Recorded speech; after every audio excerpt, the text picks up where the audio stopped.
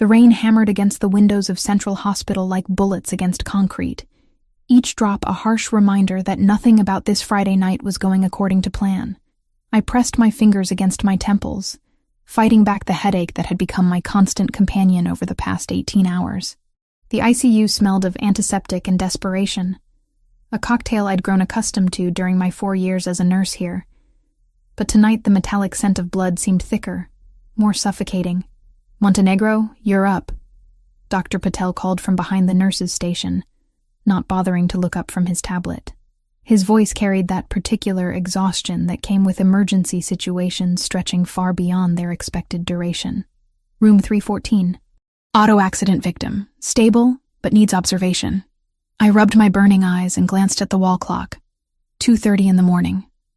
What should have been a 12-hour shift had stretched into 18 hours of chaos after a multi-car pileup on the interstate brought wave after wave of trauma patients through our doors. My scrub stuck to my skin with sweat and anxiety, my dark hair escaping its ponytail in rebellious strands that framed my face. "What's the situation?" I asked, taking the chart from Dr. Patel's outstretched hand. My voice sounded hoarser than usual, scratchy from breathing recycled hospital air for too many consecutive hours. "Minor injuries. Some stitches needed. Nothing complicated. Just keep an eye on vitals and make sure he's comfortable."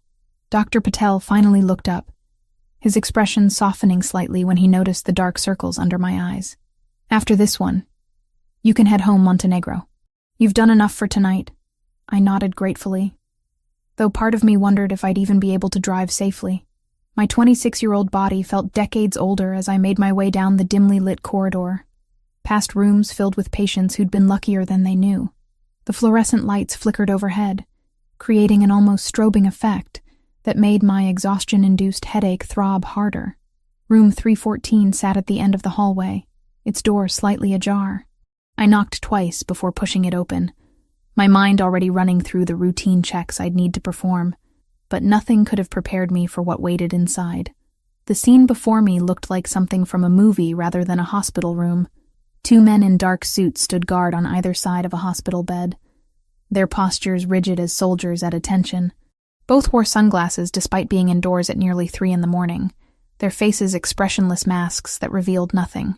Medical equipment I didn't recognize hummed quietly in the corner, far more sophisticated than our standard issue machines.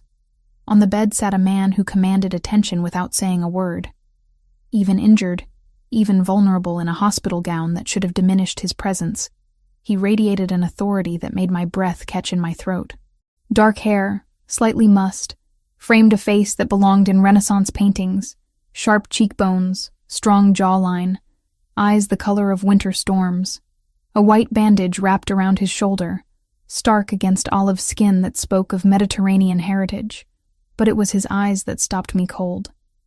Ice blue and penetrating, they fixed on me with an intensity that made my skin prickle with awareness.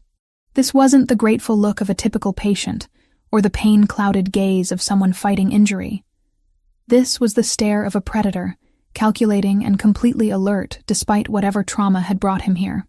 "I requested a doctor," he said, his voice low and accented with something that sent shivers down my spine. "Italian, maybe, or some blend of languages that spoke of old money and older power." Each word was precisely pronounced, as if he'd learned English from professors rather than the streets. I straightened my shoulders, trying to project the confidence that 4 years of nursing had taught me to fake when necessary. "I'm Sophia, your nurse for tonight. I'm fully qualified to handle your care." One of the suited men stepped forward slightly, and I caught the unmistakable bulge of a shoulder holster beneath his jacket. My mouth went dry, but I held my ground. In 4 years of working emergency medicine, I'd seen gang members, drug dealers, and criminals of every stripe. I'd learned to project calm, even when my heart hammered against my ribs. The patient on the bed studied me for a long moment, his gaze moving from my face down to my hands and back again. "You're tired," he observed. Not a question but a statement. "How many hours have you been working?" "Long enough to know how to do my job," I replied, moving closer to check his chart. "Let me take a look at that shoulder. Leave us," he said suddenly, addressing the men in suits. For a moment, I thought he was speaking to me, but the guards exchanged glances before one of them spoke. "Sir, we should— now." One word, spoken quietly, but it carried the weight of absolute authority. The two men filed out without another protest, leaving me alone with a patient who clearly wasn't used to being denied anything. I approached the bed cautiously, my nursing instincts warring with an inexplicable sense of danger. "What happened to your shoulder?" He watched me with those unsettling eyes as I reached for the bandage. "Does it matter?" "It helps me assess the risk of complications." I peeled back the dressing carefully, revealing a neat line of sutures that looked professionally done. Not the work of our emergency room staff. "This is excellent surgical work. Who treated you?" "Someone discreet." His gaze never left my face as I examined the wound. "You have steady hands." The compliment, delivered in that low, accented voice, sent heat creeping up my neck. I focused on the medical assessment, noting the healing was progressing well with minimal inflammation. The sutures looked good, no signs of infection. As I worked, I became acutely aware of his proximity, the heat radiating from his skin, the way he never looked away from me. Most patients either watched the ceiling or winced when I handled their injuries. This man studied me like I was a puzzle he intended to solve. "What's your name?" he asked suddenly. I glanced up from replacing his bandage. "I told you. Sophia." "Sophia what?" Something in his tone made me hesitate. "Montenegro." He repeated it slowly, as if testing the syllables on his tongue. "Sophia Montenegro. 26 years old, I'd guess." "You've been working here how long?" The specificity of his observation sent alarm bells ringing in my head. "How do you—" "Wrong room, sweetheart," he interrupted, his lips curving in what might have been a smile but felt more like a threat. "But now that you're here, I think fate may have intervened." I stepped back from the bed, suddenly aware that the door had closed behind his men when they left. I should go check on other patients. "You've seen too much to simply walk away," he said, his voice still quiet, but carrying an undertone that made my blood run cold. "The equipment in this room, my associates, the nature of my injuries, everything that would raise questions if discussed with the wrong people." "I don't know anything," I said quickly. "I'm just a nurse doing my job." He sat up straighter, wincing slightly as the movement pulled at his sutures. "You have steady hands and kind eyes, Sophia Montenegro. Exactly what I need." His gaze intensified. "Tell me, how much do you love your job here? Enough to work 18-hour shifts that leave you swaying on your feet?" The accuracy of his assessment unnerved me. "What do you want?" "For now, your discretion." He reached into a drawer beside the bed, pulling out what looked like a business card. "But I suspect we'll be seeing each other again very soon." Before I could respond, the door opened and his men returned, moving with the silent efficiency of people accustomed to following orders without question. The patient nodded once toward me. "She stays until I'm discharged. Find out everything about her." The words hit me like a physical blow. As one of the suited men moved toward me, I realized that walking into the wrong room had just changed my life in ways I couldn't begin to comprehend. The man on the bed watched my reaction with satisfaction, as if my fear was exactly what he'd been hoping to see. "Everything," he repeated, his winter storm eyes never leaving mine. Saturday morning arrived like a slap of cold reality. I'd barely managed 3 hours of sleep after my shift ended, and even then, my dreams had been haunted by ice-blue eyes and voices that commanded absolute obedience. The knock on my apartment door at 6 a.m. made my blood freeze. Through the peephole, I saw 2 men in expensive suits standing in my hallway like they owned the building.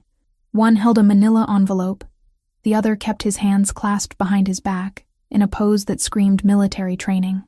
My hands trembled as I unlocked the door, leaving the chain latch engaged. "Sophia Montenegro?" The taller one spoke with the same crisp professionalism I'd encountered at the hospital. "Who's asking?" "Mr. Toretti requests your presence for breakfast. His car is waiting downstairs. Alessandro Toretti." So now I had a last name to go with the face that had been burned into my memory. I glanced at the clock on my microwave. It's 6 a.m. Mr. Toretti is an early riser. The envelope slid through the gap in my door. "Your employment offer, Miss Montenegro. Mr. Toretti felt you might prefer to review the terms in private before making your decision." My fingers shook as I opened the envelope. The letterhead was embossed, expensive, the kind of stationery that whispered of old money and older power. But it was the numbers that made my vision blur. $50,000 per month, plus benefits, plus immediate signing bonus of $100,000. I read the figure 3 times before my brain could process it. In a year, I'd make more than I'd made in my entire 4-year nursing career combined. There must be some mistake, I whispered. No mistake. Mr. Toretti values exceptional medical care. The position would be as his personal nurse, with housing provided on his estate. Your current debts would be cleared immediately, and your sister's remaining tuition would be covered in full. My sister Lucia. How could he possibly know about my sister's college expenses? The crushing weight of her nursing school loans that kept me working double shifts, eating ramen for weeks at a time, choosing between gas money and groceries. I need time to think. Of course, Mr. Toretti is waiting downstairs to discuss the details. He's a patient man, but he prefers not to wait long. The threat was velvet-wrapped but unmistakable. I threw on jeans and a sweater, my mind racing as I descended the 5 flights of stairs. My building's lobby, usually empty at this hour, felt different with a figure in a tailored coat standing near the entrance.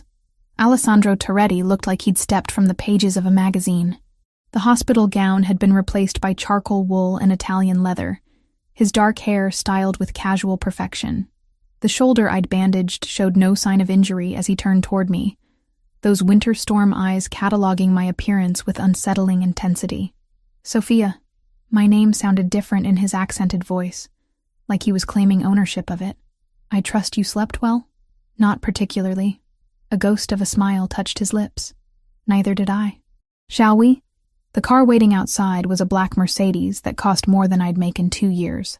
As he held the door open, I caught the subtle scent of expensive cologne, mixed with something darker. More dangerous. The interior was cream leather and polished wood, a mobile office that spoke of a man who conducted business everywhere he went. As we pulled away from my rundown neighborhood, Alessandro poured coffee from a silver thermos into bone china cups. Have you had a chance to review the employment terms? I clutched my purse, the contract folded inside like a loaded weapon. The salary is generous. I pay for the best. His eyes never left my face as he handed me the coffee. Tell me, Sophia, what do you know about my family? The careful way he said family sent warnings racing along my spine. Nothing. Refreshing honesty.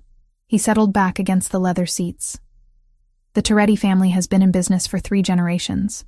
We value loyalty, discretion, and competence above all else. The car turned onto roads I'd never seen before, away from the city and into areas where houses became estates, where privacy was measured in acres rather than thin apartment walls. Trees lined the drive as we passed through wrought iron gates that whispered open at our approach. What kind of business? I asked, though part of me already knew I wouldn't like the answer. Import and export, real estate development, investment management. Each word was precisely chosen, revealing nothing while confirming everything. The kind of business that sometimes requires medical discretion. The mansion that came into view took my breath away. Not ostentatious like a nouveau riche display, but elegant in the way that only old money could achieve. Stone and glass merged seamlessly, surrounded by gardens that probably employed more staff than my entire hospital floor. This is your home? One of them. He opened his door as we stopped under a covered portico. Come, I'd like to show you what you'd be protecting. The interior was a masterpiece of understated luxury. Marble floors that gleamed like mirrors, artwork that belonged in museums, ceilings that soared toward skylights that bathed everything in natural light. A woman in her 50s appeared, dressed in a simple uniform, but carrying herself with quiet authority. This is Mrs. Chen, my head of household staff, Alessandro explained. Mrs. Chen, Miss Montenegro will be joining us for breakfast. The older woman's eyes assessed me with the efficiency of someone accustomed to evaluating people quickly. A pleasure, Miss Montenegro. Breakfast is served on the terrace whenever you're ready. As we walked through rooms that each cost more than most people's houses, Alessandro spoke casually about the property. The gym, the library, the medical wing that was better equipped than some small hospitals. But it was his study that revealed the most about the man I was dealing with. Bookshelves lined the walls, filled with volumes on business, philosophy, Military strategy.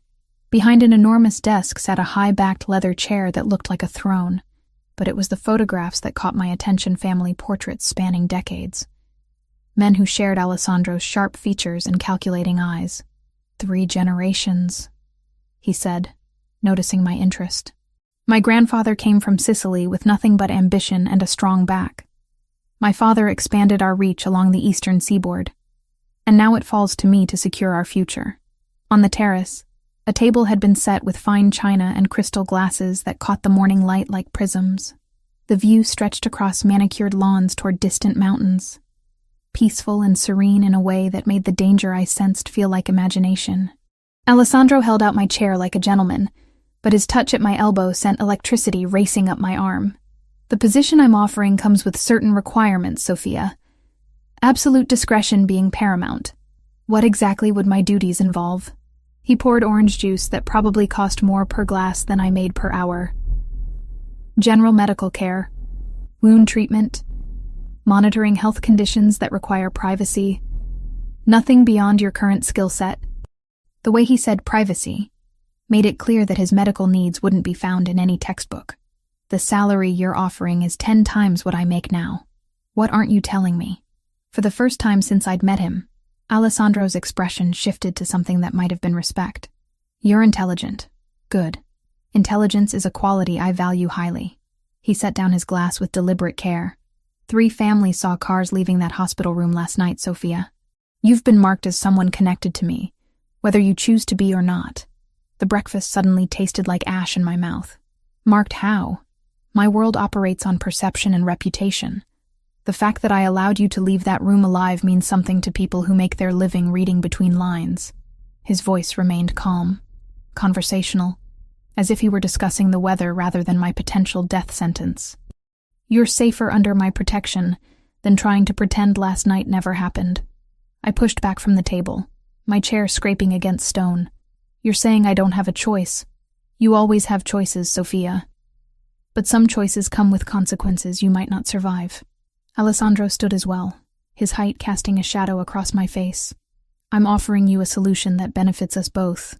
You get financial security beyond your wildest dreams, and I get a medical professional I can trust implicitly. And if I refuse, his smile was sharp as a blade, then I wish you the best of luck returning to your previous life, though I should mention that your sister Lucia is entering her final semester at St. Mary's College of Nursing. Excellent school. Expensive tuition. The threat was so subtle it took me a moment to recognize it. Not against Lucia directly, but the implication that my refusal might affect her future hung in the air like smoke. You've researched my family. I research everyone who enters my life, however briefly. Alessandro moved closer, close enough that I caught the warmth radiating from his skin.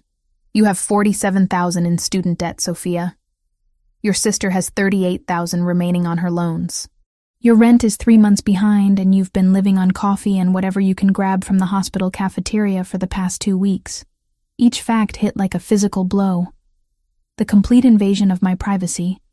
The casual way he discussed details of my life that I'd never shared with anyone. How? It's remarkable what public records can reveal to someone with the right connections. His hand touched my cheek, fingers tracing the line of exhaustion I knew marked my face. You're killing yourself trying to keep your head above water, Principessa. I'm offering you a lifeboat. The endearment, spoken in that low, accented voice, sent heat racing through my veins despite my fear. I need time to consider. Of course. Alessandro stepped back, giving me space to breathe. Take the weekend.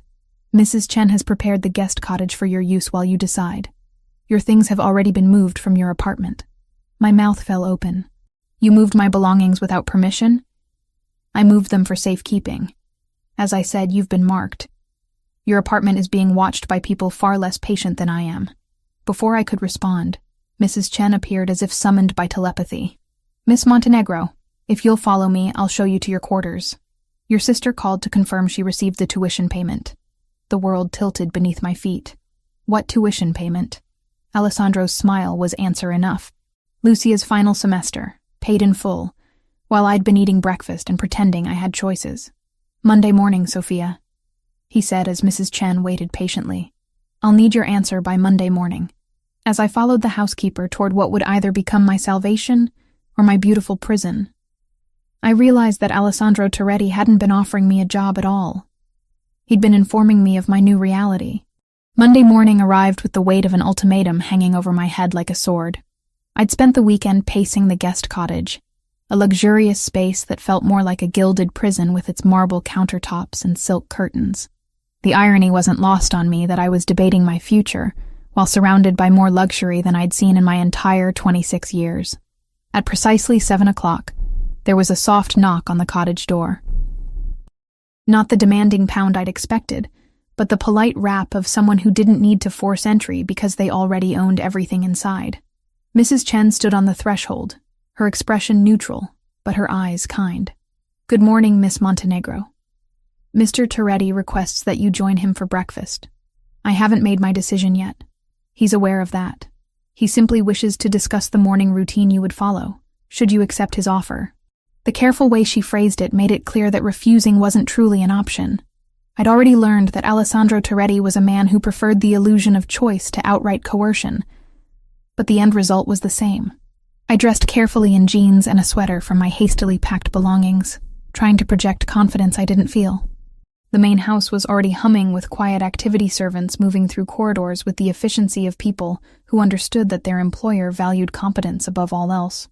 Alessandro waited in a breakfast room I hadn't seen during my previous visit, smaller and more intimate than the formal dining room. Sunlight streamed through floor-to-ceiling windows that overlooked gardens, where men in suits maintained strategic positions among the roses. Even his landscapers were armed. "Sophia."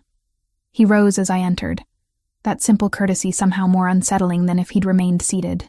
"I trust you slept well in the cottage, as well as someone can when they're being held prisoner." A ghost of a smile touched his lips. "You're not a prisoner. You're a guest who happens to have information that could get her killed if she returns to her previous life." He held out my chair, and I caught the scent of his cologne mixed with something else, coffee, expensive soap, and an underlying hint of danger that seemed to cling to him like smoke. "Tell me about the morning routine," I said, settling into the chair and trying to ignore the way his fingers brushed my shoulder as he pushed it in. Alessandro poured coffee from a silver pot, his movements precise and controlled. "I wake at 5:30. Physical training until 6:15, shower, then breakfast. You would join me at 7 to review any medical concerns for the day." "What kind of medical concerns?" "I suffer from chronic insomnia, stress-related tension that sometimes manifests as severe headaches, occasional injuries that require discreet treatment." His blue eyes met mine over the rim of his cup. "The shoulder wound you treated was not unusual." The casual way he discussed getting shot made my stomach clench. "How often do you require treatment for injuries?" "Often enough that having a qualified medical professional on staff is a necessity rather than a luxury." Alessandro set down his cup with deliberate care. "Tell me, Sophia, what do you know about my family's business?" The question I'd been dreading since Saturday morning. "Import and export, real estate development, investment management. All true, as far as they go." He leaned back in his chair, studying me with those unsettling eyes. "But incomplete. My family operates in spaces where traditional legal remedies are insufficient. We provide solutions to problems that the authorities either can't or won't address." "You're talking about organized crime." "I'm talking about order in places where chaos would otherwise reign."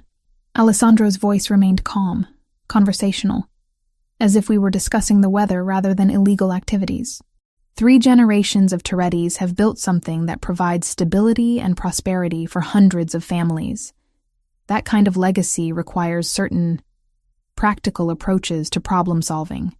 A woman in uniform appeared silently to refill our coffee cups and place a plate of pastries between us. She moved with the same quiet efficiency I'd noticed in all of Alessandro's staff. There one moment, and gone the next. And if I can't accept that kind of work, then you're free to leave. Alessandro reached across the table, his fingers touching mine with surprising gentleness. "But understand that the world you'd be returning to is one where your connection to me makes you a target, where your sister's safety depends on factors beyond my control." The threat was so softly spoken it took me a moment to recognize it. Not a direct promise of harm, but a reminder that protection could be withdrawn as easily as it had been offered. I pulled my hand free, needing the distance to think clearly. What would my actual duties involve? General medical care, wound treatment, monitoring chronic conditions, medication management. Alessandro's gaze never left my face. Absolute discretion regarding everything you see, hear, or treat. No reports to authorities. No documentation that could be subpoenaed. Precisely. The breakfast suddenly tasted like ash in my mouth. Everything I'd been trained to do as a nurse ran counter to what he was asking. Documentation was patient safety. Reporting suspicious injuries was the law. What he wanted was complicity in covering up violence. I need to think about this. Of course. Alessandro stood as I pushed back from the table. Mrs. Chen will show you to the medical wing. I'd like you to see what you'd be working with. The medical wing was more sophisticated than some hospitals where I'd worked. An examination room with equipment that probably cost more than my annual salary. A surgery suite that could have performed complex procedures. A pharmacy stocked with everything from basic antibiotics to controlled substances that would require DEA licenses to possess legally. Impressive, I admitted, running my hands over a cardiac monitor that was newer than anything at Central Hospital. I invest in the best. Alessandro appeared behind me, close enough that I could feel the heat radiating from his body. The question is whether you're willing to be part of that investment. I turned to face him, suddenly aware that we were alone in a soundproof room far from any potential witnesses. And if I say no, then I wish you luck, Principessa. The endearment sent heat racing through my veins despite my fear. But I should mention that your apartment building experienced a break-in yesterday evening. Nothing taken, but your unit was specifically targeted. My blood turned to ice. What? 3 men. Professional. They spent considerable time going through your personal belongings before my security team convinced them to leave. Alessandro's voice remained calm. Matter of fact, the superintendent has been compensated for the damage, and new locks have been installed. But the message was clear. What message? That your connection to me has been noted by people who lack my patience and respect for innocent civilians. His hand touched my cheek, fingers tracing the line of my jaw. You're safer here, Sophia, whether you work for me or not. The touch was gentle, almost tender, completely at odds with the implications of his words. I should have pulled away, should have been terrified by this man who spoke so casually of violence and danger. Instead, I found myself leaning into the contact, craving the comfort of human warmth in a world that had suddenly become unpredictable. My sister, I whispered, is being watched by a security team that makes the Secret Service look like mall cops. Alessandro's thumb brushed across my lower lip, and I couldn't suppress the shiver that ran through me. Nothing will happen to Lucia as long as you're under my protection. The implication was clear. My sister's safety was contingent on my cooperation. But looking into his eyes, I realized something that should have terrified me more than any threat. I was beginning to trust him. 1 month, I heard myself saying. I'll try it for 1 month. Alessandro's smile was like sunrise after a long, dark night. That's all I ask, Principessa. 1 month to show you what life can be like when you don't have to worry about money, safety, or the future. As he leaned closer, his breath warm against my ear, I realized that Alessandro Toretti hadn't just offered me a job. He'd offered me a place in his world, with all the luxury and danger that entailed. And despite every instinct screaming that I was making a terrible mistake, I found myself wondering what it would feel like to belong somewhere for the first time in years. Even if that somewhere happened to be the empire of a man who could destroy me with a whisper, the cottage suddenly felt less like a prison and more like a sanctuary. And that realization was more terrifying than anything he'd said about enemies or break-ins, because it meant I was already beginning to fall under the spell of Alessandro Toretti, and I wasn't entirely sure I wanted to resist. Friday arrived with an edge of tension that had been building all week. I'd settled into the routine of Alessandro's world with disturbing ease, checking his blood pressure each morning, monitoring the healing of various minor wounds, administering medications for the chronic insomnia that kept him pacing his study until the early hours. But there was something different about this particular morning, an undercurrent of urgency that made the staff move with heightened efficiency. Alessandro was waiting in the breakfast room when I arrived at 7, but instead of his usual composed demeanor, he was speaking rapidly into his phone in Italian. The words were too fast for me to follow, but the tone was unmistakably tense. When he saw me, he ended the call with a sharp command and set the phone aside. "We have a situation," he said without preamble. "I may need medical attention today, and I wanted to prepare you." My stomach tightened. What kind of situation? The kind where my diplomatic approach has failed, and more direct methods become necessary. Alessandro's ice-blue eyes met mine across the table. 3 families have been pressuring me for weeks about territory disputes. Today, we resolve those disputes permanently. The casual way he discussed violence still unsettled me, even after a week of living in his world. "Are you expecting to be injured?" "I'm expecting that not everyone will survive the day." His hand touched mine across the table, fingers warm against my suddenly cold skin. "But I have an advantage they don't know about." "Which is?" "A highly skilled medical professional who can patch me up without asking inconvenient questions." Alessandro's smile was sharp as a blade. "Stay close to your phone today, Principessa. I may need you on short notice." The endearment sent heat racing through my veins despite my fear. Over the past week, I'd found myself looking forward to these morning conversations, to the way his eyes tracked my movements, to the careful way he touched my hand or shoulder when reviewing his medical files. It was dangerous territory, and I knew it. At precisely noon, my phone buzzed with a text message that made my blood run cold. "Medical emergency. Come to Warehouse District. Address attached. Bring everything." I'd prepared for this moment all week, keeping a medical kit stocked with trauma supplies, blood products, even surgical instruments that shouldn't have been available outside a hospital setting. The car that waited for me was one I'd seen before, but the man behind the wheel was someone new, a driver whose knuckles bore the telltale scars of someone who'd learned to fight with his hands. The Warehouse District was a maze of abandoned buildings and empty lots, the kind of place where screams wouldn't carry and blood could be washed away without questions. We pulled up to a nondescript building where men in suits stood guard, their positions strategic enough to control all approaches. Inside, the warehouse had been converted into something that looked like a cross between a conference room and an interrogation chamber. Tables, chairs, and in the center of the space, Alessandro stood with 2 other men, all of them wearing expensive suits that couldn't quite hide the tension radiating from their bodies. But it was the 4th man that made me freeze. He sat tied to a chair, blood streaming from his nose, his expensive suit torn and stained. Even injured, even humiliated, there was something about his posture that suggested he was accustomed to being the most dangerous person in any room. "Sophia," Alessandro's voice cut through my shock. "Meet Viktor Petrov.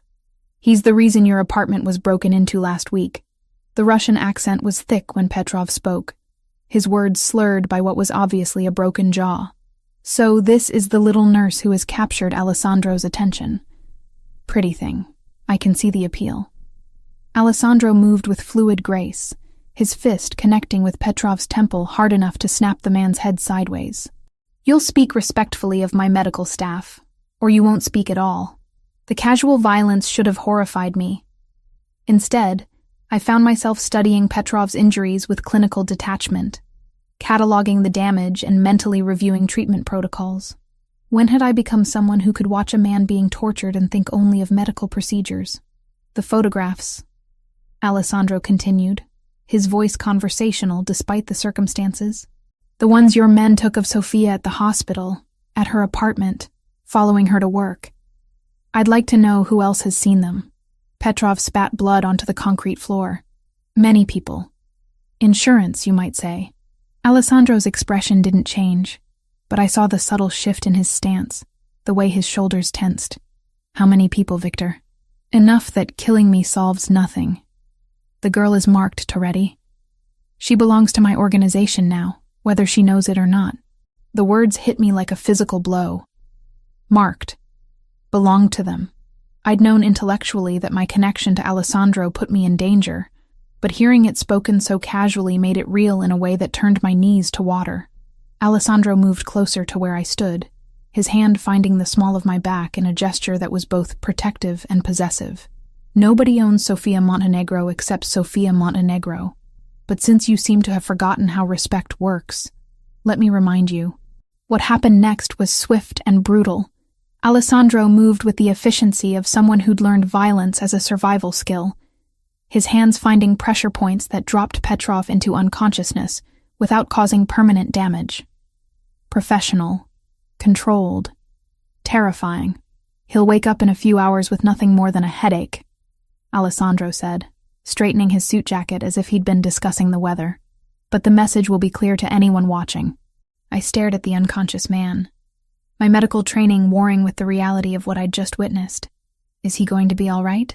He's alive, which is more consideration than he showed when he ordered surveillance on you. Alessandro's hand touched my face, fingers tracing the line of my jaw. You're under my protection now, Sophia. That means something in this world. The warehouse around us was being efficiently cleaned, evidence of what had transpired disappearing as if it had never happened. Men moved with the same quiet competence I'd observed at the estate, every action coordinated and purposeful. The other families, I asked, have been convinced that territorial expansion in certain directions would be unwise. Alessandro's smile was satisfied. Predatory. Sometimes diplomacy requires a demonstration of strength. As we walked back to the car, I realized that the morning's events had changed something fundamental between us. I'd seen Alessandro in his element, watched him exercise the kind of power that built empires and destroyed lives. And instead of running, instead of demanding to be taken back to my cottage to pack my belongings, I found myself walking closer to him, craving the security of his presence. Are you all right? He asked, as we settled into the back seat of the car. I should be horrified, I said honestly. I should be demanding that you take me home, that you let me go back to my old life. But you're not. No. I met his gaze directly. I'm not. And that scares me more than anything that happened in there. Alessandro's hand found mine, his fingers intertwining with mine, in a gesture that felt more intimate than any kiss. Fear can be useful, Principessa. It keeps you alive. But don't fear what's growing between us. The car pulled away from the warehouse district, carrying us back toward the estate and the life that was becoming less temporary with each passing day. In the distance, I could see smoke rising from what might have been another warehouse. And I didn't ask what was burning. Some questions were better left unasked, especially when the answers might reveal how much I'd already changed, how completely I was falling under the spell of a man who could destroy lives with a whisper and then hold my hand with surprising gentleness. The day's violence had been a test, I realized, not of my medical skills, but of my ability to accept the reality of Alessandro's world.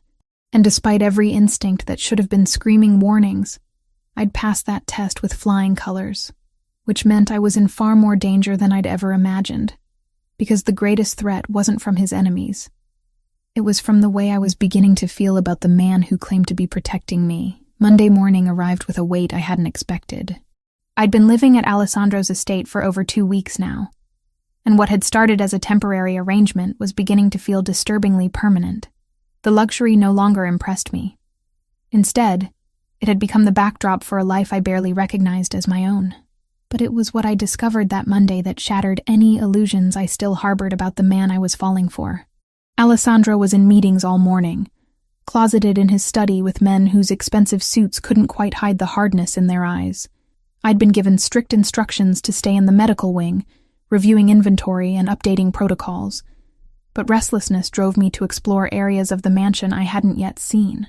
The basement level was accessible through a discreet door near the kitchen, and what I found there made my blood run cold.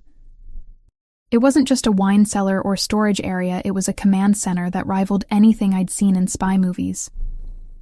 Banks of monitors showed surveillance feeds from locations throughout the city, communication equipment that looked military-grade, and filing cabinets that stretched along one entire wall. But it was the contents of one particular cabinet that destroyed my world. The files were meticulously organized, each bearing a name written in Alessandro's precise handwriting. And there, near the front, was a folder marked Montenegro, Eduardo, deceased. My father's name. My hand shook as I opened it, revealing photographs I'd never seen before. My father meeting with men I didn't recognize, entering buildings I'd never heard of, conducting business that looked nothing like the simple accounting work he'd claimed to do. But it was the final document in the file that made me sink to my knees on the concrete floor. A death certificate dated 3 years earlier, signed by a coroner I'd never heard of. But beneath it was another document, this one bearing Alessandro's signature, an authorization for permanent resolution of security breach involving Eduardo Montenegro. He'd ordered my father's death. The man I'd been falling for. The man who touched me with such gentleness, who called me Principessa with genuine affection in his voice, had signed the order that killed my father. The car accident that had devastated my family, that had left Lucia and me alone in the world, hadn't been an accident at all. I don't know how long I sat on that floor, staring at the evidence of Alessandro's betrayal. Time seemed suspended, reality fracturing around the edges as I tried to process what I'd discovered. When footsteps finally echoed on the basement stairs, I didn't even try to hide what I'd found. Alessandro appeared in the doorway, his expression shifting from surprise to something that might have been regret when he saw the open file in my hands. "You weren't supposed to see that." "But I did." My voice sounded hollow, unrecognizable. "You killed him. You killed my father." Alessandro moved closer, his hands held out in a gesture that was probably meant to be calming. "Sophia, let me explain." "Explain what?" I stood on unsteady legs, the file clutched against my chest like a shield. "How you murdered an innocent man. How you've been lying to me for weeks. Your father wasn't innocent." Alessandro's voice was quiet, controlled, but I could see the tension in his shoulders. Eduardo Montenegro was stealing from 3 different organizations, playing them against each other. He was going to get a lot of people killed. The words hit me like physical blows. "That's not possible." My father was an accountant. He worked for a legitimate firm. "He worked for legitimate firms during the day," Alessandro interrupted. "At night, he was cooking books for money laundering operations, skimming percentages for himself, and selling information to whoever paid the highest price. He was a traitor, Sophia. To everyone." I backed away from him, my spine hitting the filing cabinet. "You're lying." Alessandro reached into another drawer, pulling out a thick folder that made the first one look insignificant. Bank records showing deposits from 7 different criminal organizations. Recordings of phone calls where he's negotiating prices for information. Video surveillance of him meeting with federal agents. He spread the contents across a nearby table. Each piece of evidence another nail in the coffin of the father I thought I'd known. Eduardo Montenegro was planning to disappear with $10 million in stolen money, leaving you and Lucia to face the consequences of his betrayals. I stopped him before he could destroy more lives. The room spun around me as I stared at proof that my entire life had been built on lies. My gentle, hard-working father had been a criminal who'd put his own daughters in danger for money. But that knowledge didn't lessen the pain of Alessandro's deception. "You knew," I whispered. "When you offered me that job, when you brought me here, you knew exactly who I was. This was never about my medical skills or wrong numbers or coincidences. You've been planning this from the beginning." Alessandro's mask of control finally cracked, and I saw something raw and vulnerable in his ice-blue eyes. "At first, yes. I investigated you because of your connection to Eduardo. But when I saw you at that hospital, when I watched you care for your sister, sacrifice everything for her education," his voice broke slightly. "You were nothing like him, Sophia. You were everything good that he pretended to be. So you decided to collect me like a prize?" Anger burned through my shock, white-hot and purifying. "The daughter of the man you murdered, turned into your personal nurse? I decided to protect you from the consequences of his actions." Alessandro stepped closer, and I saw my own pain reflected in his face. 3 organizations were looking for Eduardo's family, believing you might know where he hid the money he stole. I made it clear that you were under my protection, that touching you would mean war with the Toretti family. Before I could respond, the basement door slammed open, and Marco Santini descended the stairs with 2 men I didn't recognize. There was something different about Alessandro's consigliere, something desperate in his usually composed demeanor. "Sophia," Marco said, his voice tight with an emotion I couldn't identify. "You need to come with me." Alessandro moved between us instantly, his hand reaching inside his jacket for what I knew was a gun. "Explain yourself, Marco. They have my family." Marco's voice cracked. "My wife, my children. 6 months they've been holding them, forcing me to feed information to the Russians. They want her as collateral for your cooperation." The pieces clicked into place with terrifying clarity. Marco's recent strange behavior, the way he'd been pushing Alessandro toward more aggressive actions. The timing of everything that had brought me into Alessandro's world. It had all been orchestrated. You set this up, I breathed, staring at Marco. You arranged for me to find that room, didn't you? You made sure I'd see Alessandro's medical equipment, that I'd become involved. Marco's face was a mask of tortured guilt. They needed leverage against him, something he cared about more than territory or money. I watched him watching you for months, saw how you affected him. I thought if I could make the connection seem natural, accidental. Alessandro's gun was in his hand now, trained on the man who'd been his closest advisor for 8 years. Where are they holding your family, Marco? Warehouse district. Same building where we met with Petrov. Marco's hands shook as he held them up in surrender. They'll kill them if I don't bring her, Alessandro. My children are 7 and 9 years old. I looked between the two men, understanding that I was standing at the center of a web of manipulation that stretched back months. Marco had betrayed his closest friend to save his family. Alessandro had built his protection of me on the foundation of my father's murder. Everyone had used me, moved me like a piece on a chessboard, and I'd been too blind to see it. I won't be anyone's leverage, I said, my voice stronger than I felt. Not yours, not theirs, not his. I looked directly at Alessandro. I'm leaving. Tonight. I want nothing more to do with any of this. Sophia, please. Alessandro's voice held a desperation I'd never heard before. Let me explain everything. Let me tell you why. Why what? I interrupted. Why you killed my father. Why you manipulated me into caring about you. Why you made me feel safe when I was actually in more danger than I'd ever imagined. Before he could answer, I walked toward the stairs, leaving both men frozen in the basement, surrounded by the evidence of their respective betrayals. Marco called after me, something about protection and consequences, but I didn't stop. In the medical wing, I gathered my few personal belongings with mechanical efficiency. The luxury clothes Alessandro had provided, the jewelry, the expensive gifts, all of it stayed behind. I wanted nothing that connected me to this world of beautiful lies and deadly truths. Mrs. Chen appeared in the doorway as I finished packing, her expression unreadable. Miss Montenegro, Mr. Toretti asked me to remind you that your apartment is still being watched. Your sister's safety. Tell Mr.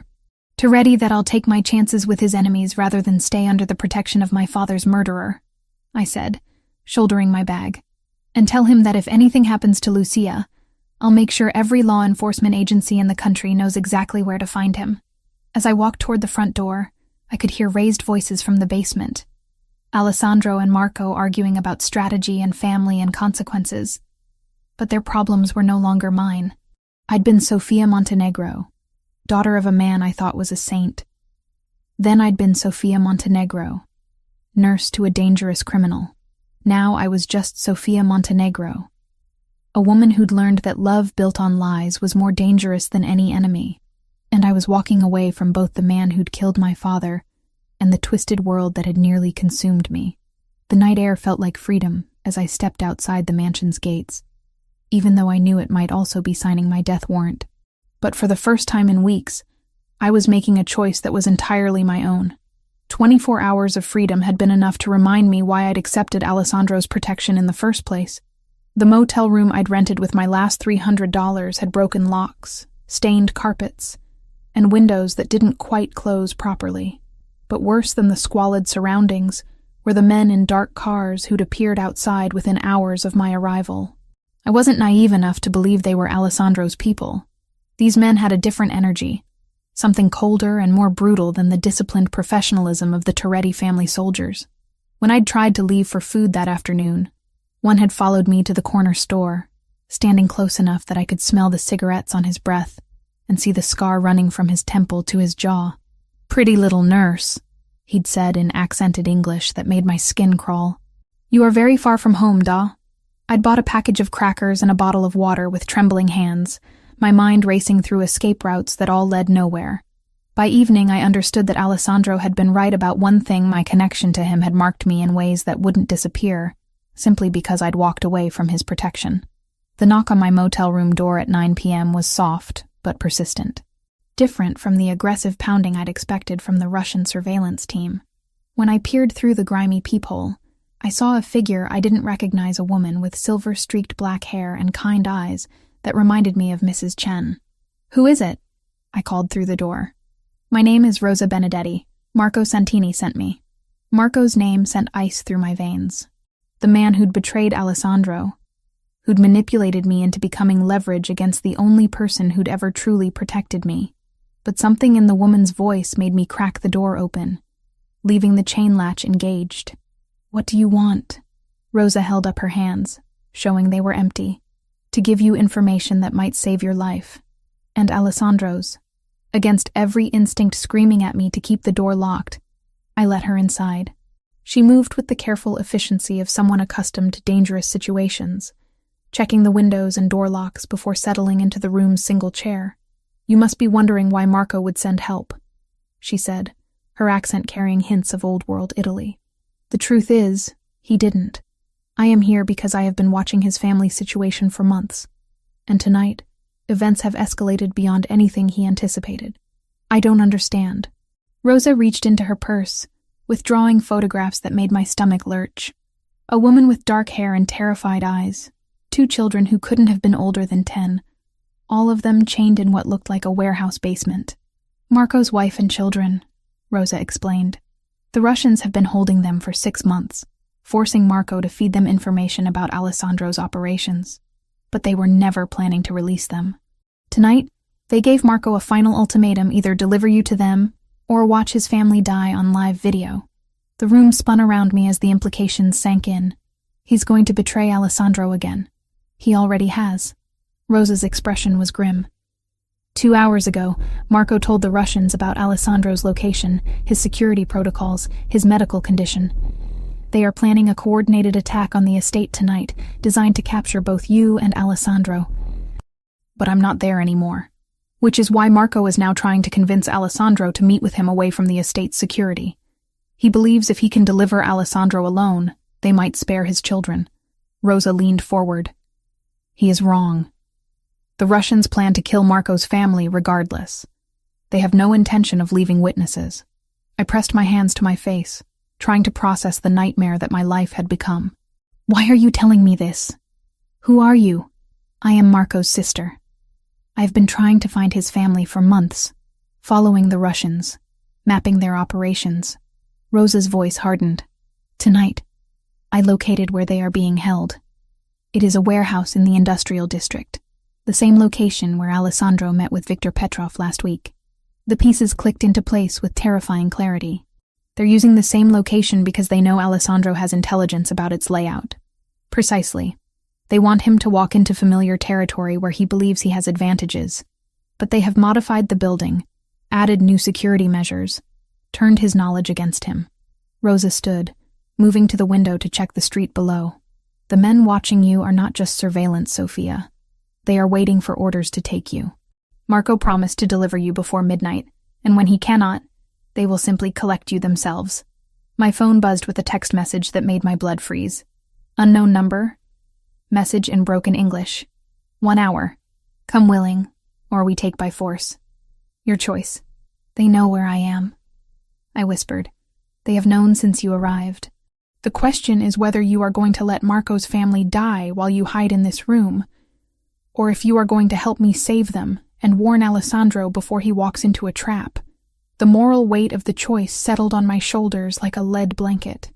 I'd walked away from Alessandro's world, determined never to be anyone's pawn again. But now, 3 innocent children were going to die because of decisions made in that world, and I had the power to stop it. "What's your plan?" Rosa's smile was sharp as a blade. "We save Marco's family first, then we warn Alessandro. But it will require medical skills, knowledge of the warehouse layout, and someone the Russians believe is coming willingly. Me. You." Rosa moved to the door, checking the hallway. "The Russians expect Marco to deliver you within the hour. Instead, you will walk into that warehouse with medical equipment, claiming to be there to treat Alessandro's injuries after they capture him. And then?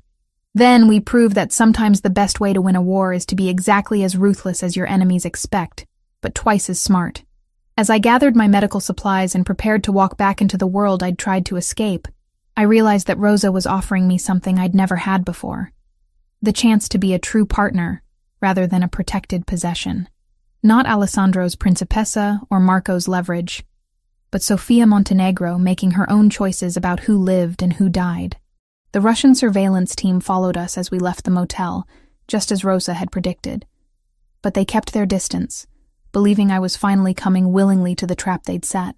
What they didn't know was that Rosa had spent months learning their operation, mapping their weaknesses, and preparing for this exact moment.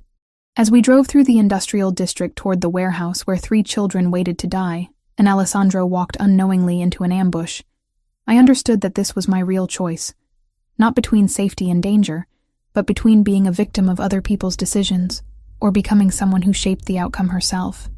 For the first time since I'd discovered that file in Alessandro's basement, I felt like Sofia Montenegro again.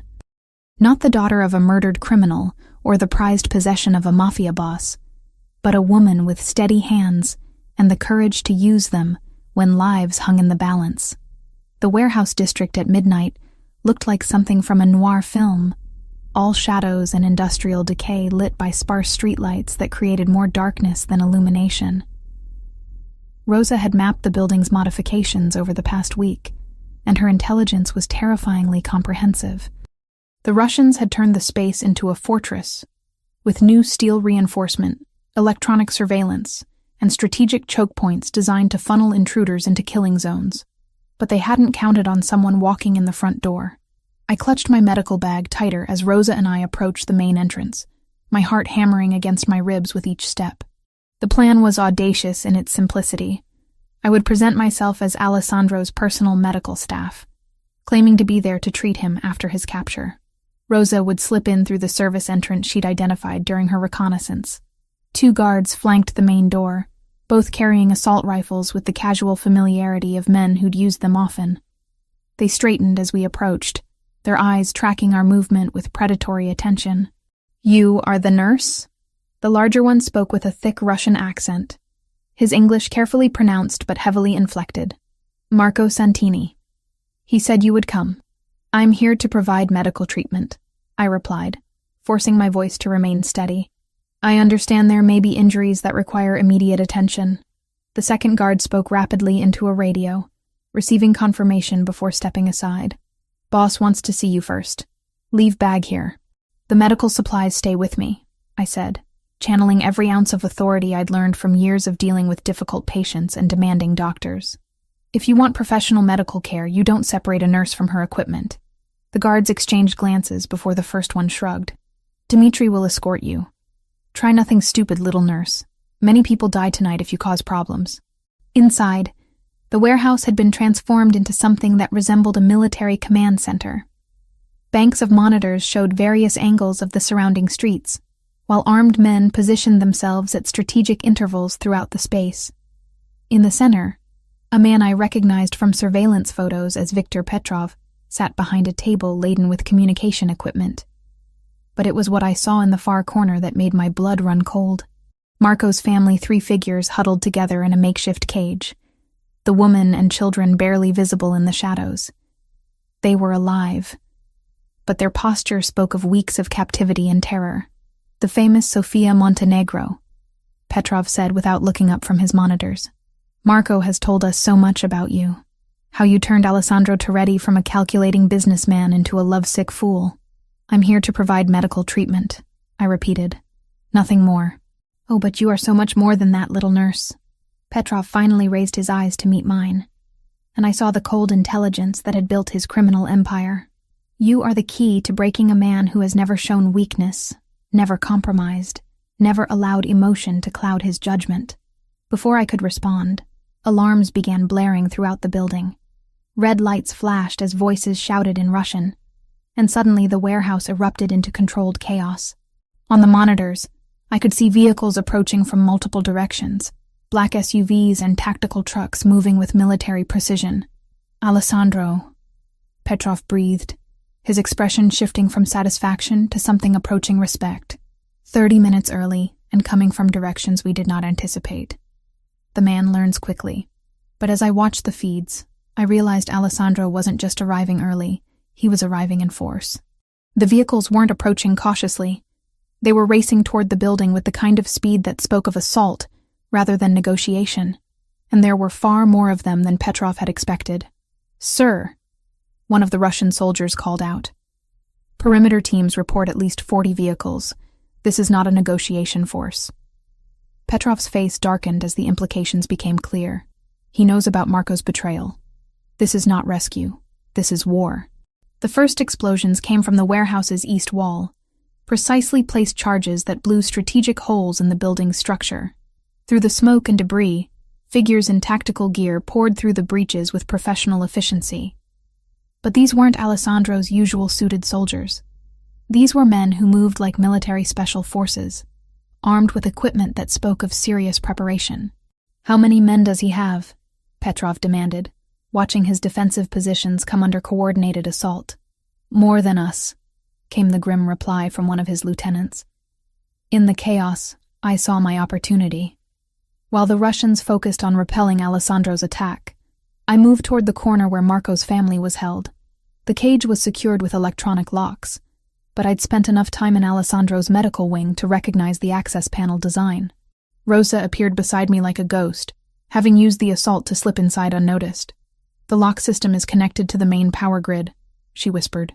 "If we can create a power surge in the right location, all electronic systems will reset for approximately 60 seconds. I looked at my medical bag, remembering the portable defibrillator I'd packed for trauma emergencies. "Can you get me to the main electrical panel?" Rosa's smile was fierce. "Follow me." We moved through the warehouse like ghosts, using the battle raging around us as cover. Alessandro's men were systematically destroying Petrov's defensive positions, but the Russians were fighting with the desperation of people who knew surrender meant death. Bullets sparked off concrete walls and shattered equipment as both sides engaged in urban warfare that would have done credit to professional armies. The electrical panel was located in a maintenance room near the building's center, protected by 2 guards who were more focused on the battle outside than potential sabotage inside. Rosa handled them with efficiency that spoke of extensive training, her movements fluid and deadly as she rendered both unconscious without raising an alarm. 30 seconds after the surge," Rosa said, as I prepared the defibrillator. "That's how long we have to get the family out and reach the extraction point." I charged the device to maximum output and connected the leads directly to the main power bus. "Where's the extraction point?" "Loading dock 3. Alessandro's men will be there." Rosa checked her watch. "Ready?" I triggered the defibrillator's discharge directly into the electrical system, sending thousands of volts racing through circuits designed for standard voltage. The effect was immediate and dramatic. Every light in the building went out, plunging the warehouse into darkness broken only by emergency lighting and the muzzle flashes of ongoing gunfire. We ran through the confusion toward Marco's family, the electronic locks clicking open as their power supply failed. The woman Maria, I remembered from Rosa's photos, looked up at us with eyes that had given up hope weeks ago. "We're getting you out," I said, helping her to her feet while Rosa gathered the children. "Your brother sent us." But as we moved toward the loading dock, I realized the battle had shifted. Alessandro's assault had been too successful, too coordinated. Petrov's men were collapsing faster than expected, and in their desperation, they were becoming unpredictable. "The nurse." Petrov's voice cut through the chaos as emergency lighting illuminated our movement. "Kill Toretti's little pet!" Gunfire erupted around us, forcing us to take cover behind industrial equipment. In the strobing light of weapons fire, I saw Alessandro himself leading a group of his men toward our position.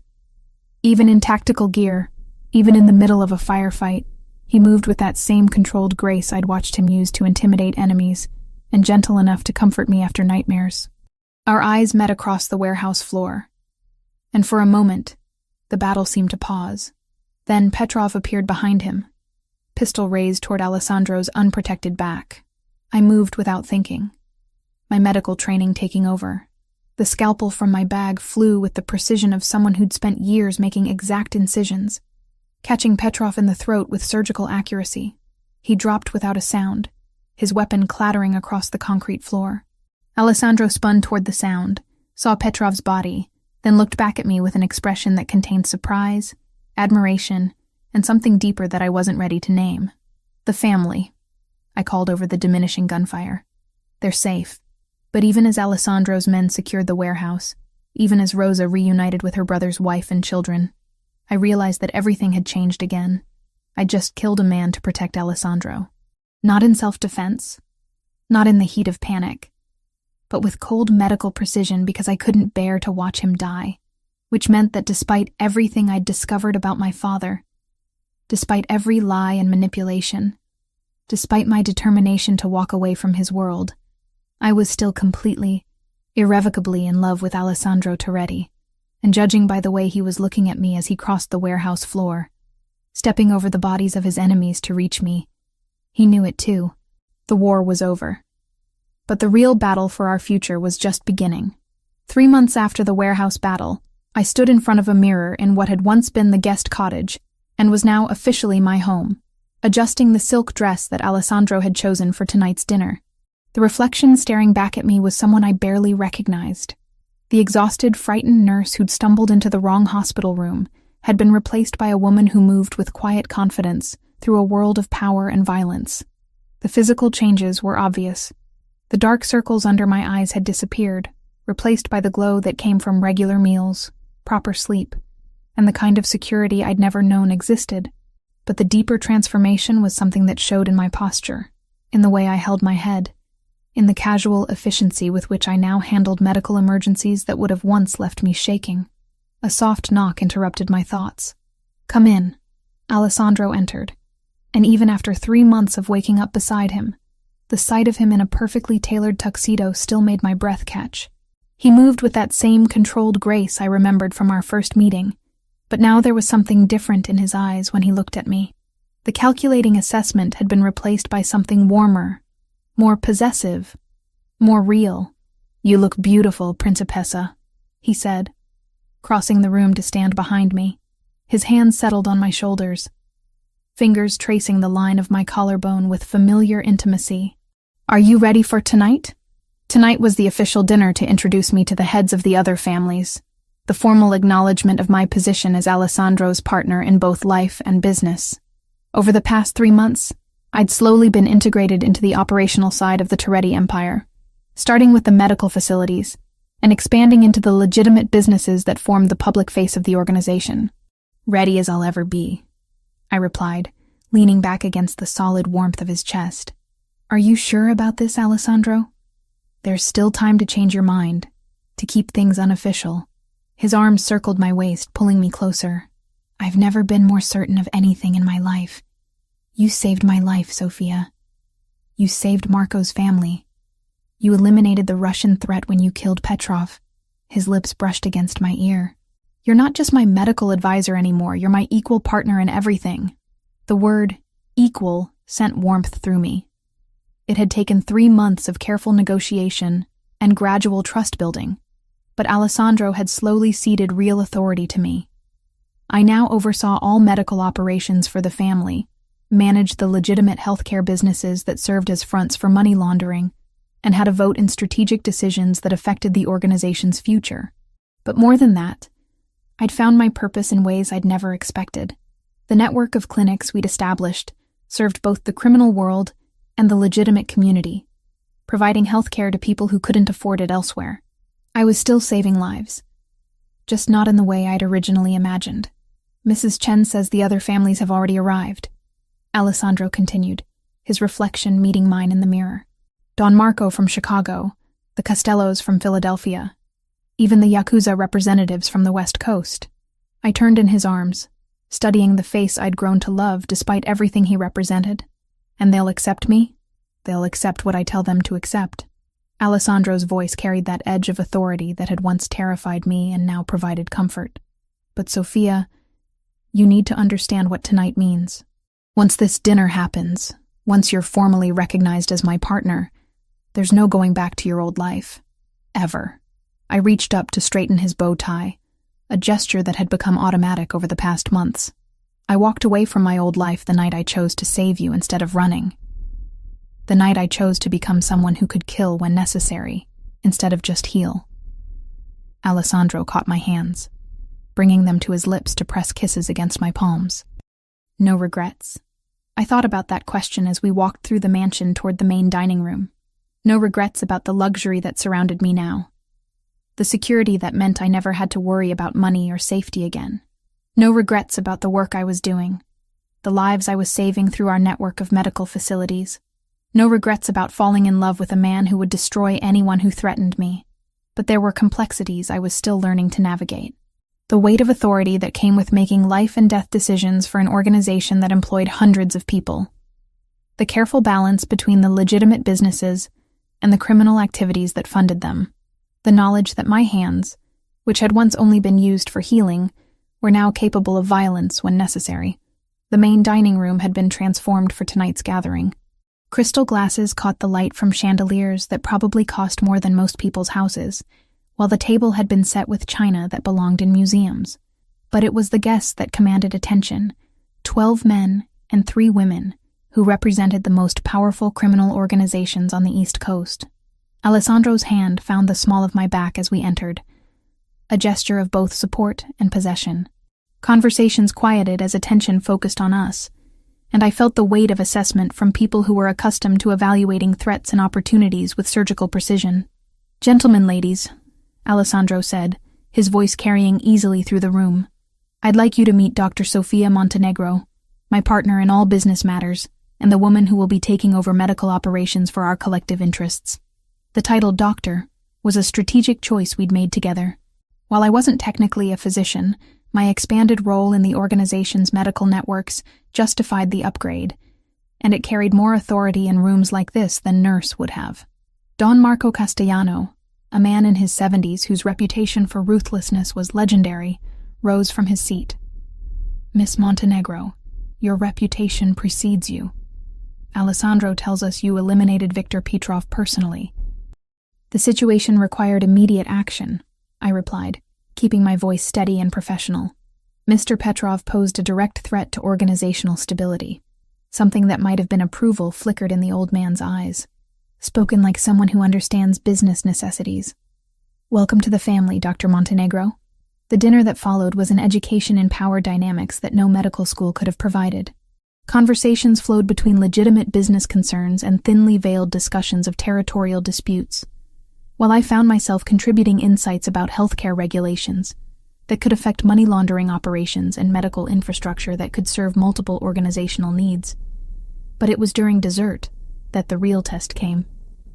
"Dr.